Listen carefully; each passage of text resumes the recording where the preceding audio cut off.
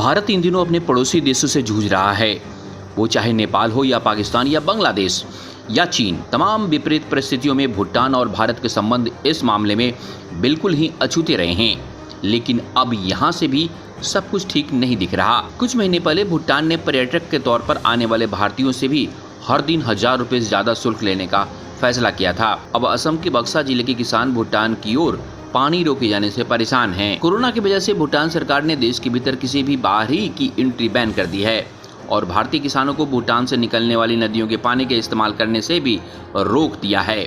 बक्सा जिले के 26 से ज़्यादा गाँव में 6000 से ज़्यादा किसान सिंचाई की इस जोत, स्थानीय इसे डोंग कहते हैं, पर निर्भर है। 1953 के बाद से ही स्थानीय किसान अपने धानों की खेती की सिंचाई भूटान से निकलने वाली नदियों के पानी से करते हैं। हालांकि भूटान की तरफ से अचानक पानी रोके जाने के बाद भारतीय किसान काफी गुस्से में हैं। बक्सा जिले के किसान समेत सिविल सोसाइटी के सदस्यों ने भी इसके खिलाफ विरोध प्रदर्शन किया है। भूटान सरकार के पानी रोके जाने के फैसले को लेकर चिंता जताई। प्रदर्शनकारियों ने कई घंटों तक रोंगिया और भूटान सड़क पर को भी जाम रखा। प्रदर्शनकारियों ने मांग की कि केंद्र सरकार भूटान सरकार के सामने इस मुद्दे को उठाए और किसानों के हितों को ध्यान में रखते हुए इसका समाधान करने की कोशिश करे। हर साल इस वक्त स्थानीय किसान भारतीय भूटान की सीमा पर समुद्रुप जोंगखार इलाके में प्रवेश करते हैं और काला नदी के पानी को अपने खेतों में लाकर सिंचाई करते हैं। हालांकि इस साल कोरोना के महामारी की वजह से भूटान सरकार के अधिकारियों ने भारतीय किसानों को एंट्री देने से इनकार कर दिया। प्रदर्शन में शामिल एक किसान ने कहा कि बिना पानी के उन तमाम समस्याओं का सामना करना पड़ेगा। किसान ने कहा कि भूटान की तरफ डोंग बांध बनाकर हम अपने धान के खेतों में पानी लाते थे। लॉकडाउन की वजह से भूटान की सरकार ने हमारी एंट्री पर पूरी तरह रोक लगा दी है। हम धान की खेतों के लिए सिंचाई की समस्या से जूझ रहे हैं। सरकार को जल्द से जल्द इस समस्या का समाधान निकालना चाहिए। आप हमारी मांग पूरी नहीं करें तो हम प्रदर्शन तेज करेंगे। भूटान के साथ भारत के संबंध हमेशा ही मधुर रहे हैं।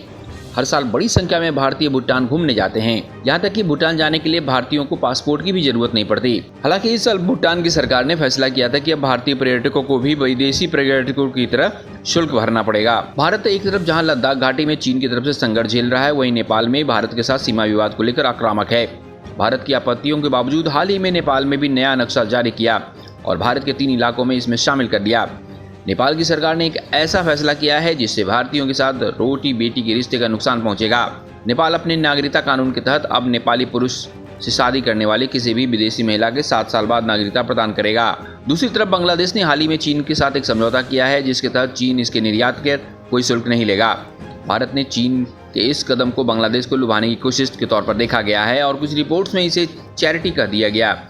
इसे लेकर बांग्लादेश के विदेश मंत्री ने कड़ी प्रतिक्रिया दी है और कहा है कि भारत को संकीर्ण मानसिकता के प्रचारक है। इससे पहले भारत की नागरिकता संशोधन कानून को लेकर भी बांग्लादेश ने कड़ा विरोध जताया था। Bureau report, Delhi.